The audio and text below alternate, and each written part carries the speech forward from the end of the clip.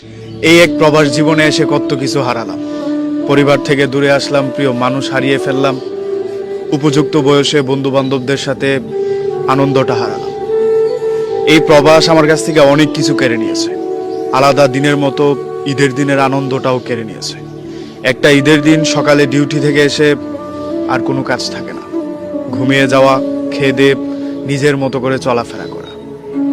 একটা পরিবার ছাড়া প্রবাসে ঈদ কাটানো কতটা কঠিন সেই ছেলেটাই বলতে পারবে, যেই ছেলেটা পরিবার ছেড়ে কয়েক বৎসর যাবৎ প্রবাসে বসবাস করে। আমরা প্রবাসীদের টাকা হয়, ফ্যামিলির আনন্দটা ভিডিও কলে দেখা হয়, বন্ধু বান্ধবদের সাথে মোবাইল ফোনে কথা হয়, তাদের সাথে থাকা হয় না। শৈশবের ঈদের আনন্দ আর শরীরে মাখতে পারি না, নতুন করে কোনো কিছু ভাবতেও পারি না। ওই যে ঈদের আগের দিনে যেই কাজটা ছিল সেটা বাদ দিয়ে শুধু ঘুমটাই একটু বেশি হয়। বিকেলবেলা একটু বেরোয় শপিং মলে যাওয়া হয়, এর বাহিরে কিছুই হয় না।